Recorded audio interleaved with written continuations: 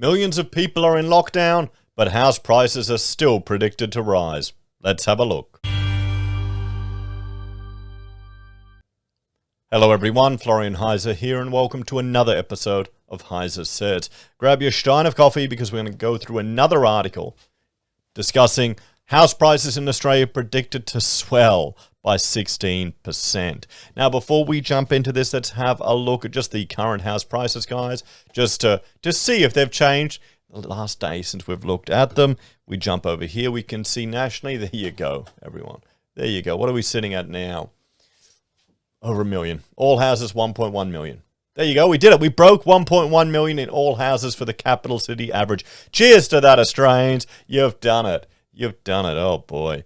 Three betters. We're sitting at 982. Come on, get those three betters up to $1 million. You can do it. You can do it. Remember when $1 million, it was like more than an average worker could earn in their entire life of working. Now it's the average for nearly a three-bedroom house in all capital cities combined. We have a look here. This is including the regions, and it's now 686,000 for all houses, 597 for three bedders. Come on, get that up to 600. Try harder. We have a look here. Let's look at Sydney. Oh, whoa! Look at that. Look at that. There you go. 1.6 million for all houses. Three bedders. Oh, only 1.4. What's another 200 grand between friends? Apartments are even starting to climb up a little bit. But in 12 months, all houses in Sydney is 16.8% up according to this SQM data. We have a look at Melbourne. There we go. Hang on. Where's my little map? Oh, it's not appearing. I'm annoyed. I've got to program that in. Wait, it'll come for the rents, yeah. Anyway, sorry guys. I'm trying to get my videos more streamlined and get all these things appearing, but she'll get there. She'll get there. So Melbourne, we're only at $1,081. So there you go. Three bedders in Melbourne are $1 million, everyone. So three bedders in Melbourne, we're beating. Oh no, we're not beating Sydney. Sorry. Three bedders in Melbourne are now $1 million. Wow. And good old Brisbane. Come on, Brisbane. My hometown. We're only at 692,000. Three bedders only at 600,000. There you go. There you go, guys.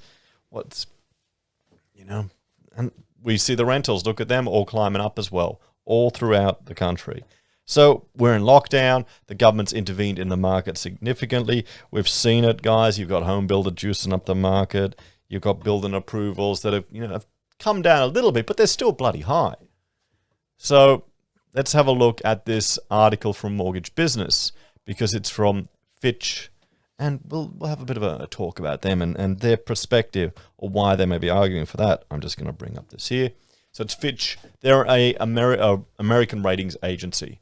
And some of these rating agencies, they give ratings for Standards & Poor's or some of the other ones. They give ratings for different investments and things and even countries. They've made bad calls in the past, but yet people still listen to them. And people still invest based on their decisions. And they still affect the ability for businesses, organizations to get access to money and pay different rates they pay for money. It's a funny world. So let's have a look. So, Australian house prices to swell by 16%. We just saw how expensive they were. Ratings agency Fitch has raised its forecast house price movements for Australia, predicting prices will escalate by as much as 16% in 2021. The ratings agency has raised its house price expectations for 7 countries in 2021, with the latest revisions being for Canada and Australia. Oh boy. Both countries have been branded with double-digit price growth forecast. Low mortgage rates, extended pandemic support, and faster economic rebounds are expected to drive a 14 to 16% rise in Australia for 2021. So if you're saving and trying to get into a house, I'll bring up this chart here, just showing you the wage price index. Look at that growth. What, 2%?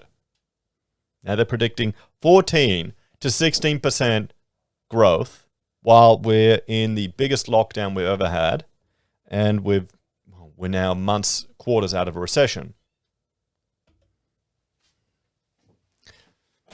Lockdowns, border closures, and working from home also resulted in higher savings, enabling buyers to save for home deposits earlier than expected. So there you go. We're going to have housing lockdowns, guys. We will have lockdowns to help people save for deposits. And This is just going to exacerbate the class divide here in Australia. So, you know, we're meant to be an egalitarian society. There's a huge class divide in Australia, guys. There really is. There are people who have houses, people who have several houses, and those that are just struggling to get by, you know, paying insane rents.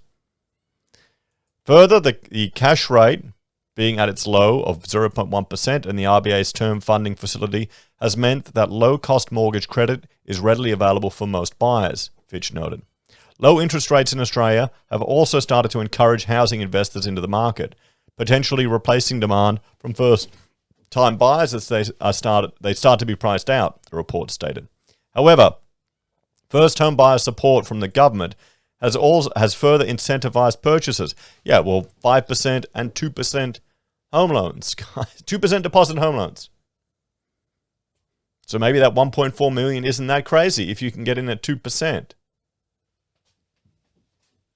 Fitch noted that the ABS data showed first-home buyers occupied around a quarter of overall lending in March, up from around 10% 4 years ago. The trend of remote and hybrid working has powered a movement away from capital cities, the report said. House prices had increased in almost all regions across Australia and 3 other countries monitored: Canada, the US, and Ireland. Yes, but we haven't seen... This doesn't mean we're going to see a decrease in house prices in the cities. We're seeing the cities, we just saw it, how they were going up. It means that the people who might have hoped to get a chance in the cities are now just realizing there's no chance, let's go somewhere else. Or maybe people are holding onto their city properties, renting it out, and then moving out, you know, to greener pastures. I honestly think that's what's happening. You're getting people doing a green change and they're holding onto their inner city properties. I mean, why wouldn't you? Canada was predicted to see a 10 to 15% rise in 2021. The US is expected to see 8 to 10% growth. Ireland is expected to see 4 to 6%, and a 6 to 10% increase has been called for Denmark. Fitch stated the spike in house prices could slow in the medium term if new supply rises to meet demand. Well, you think it's going to happen here in Australia? I guess we're starting to see some building approvals come on the market. You know, we're what, over... We just touched 15,000 last month. So that's double what the low was over the last period in this chart, 2008. So maybe. But supply constraints, yeah, this is it. Getting anything done on time, getting materials. You've got logistical issues of getting it here. You've got people, you know, demand from it overseas skyrocketing, although lumber has come down. We'll have to see. I'm hoping steel gets cheaper.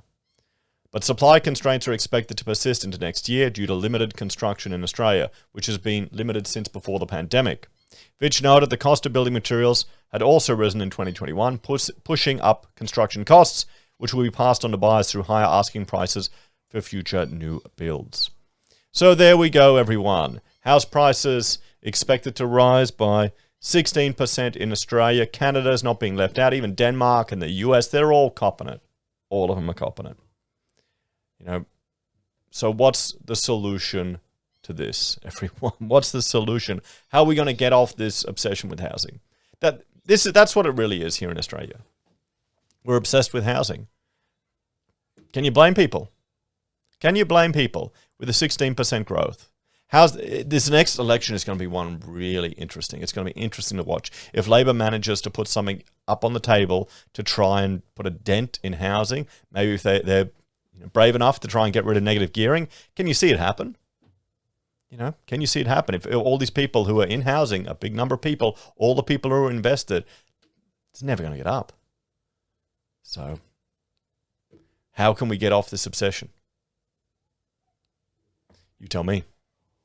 Anyway, guys, thank you all for watching. Please like, share, and subscribe to the channel. Let me know your thoughts and opinions on this one in the comments down below. If you're a fan of the channel and enjoy the content I create here, there are a few ways you can support us. You can join us on YouTube or Patreon. You can sign up for SelfWealth or Stake. You can use our affiliate links at Amazon, eBay, Independent Reserve, or AussieBroadband. Buy a merch from HeiseSays, use Gold Pass from the Perth Mint, or support us via PayPal. Take care, and I'll see you next time. Bye for now.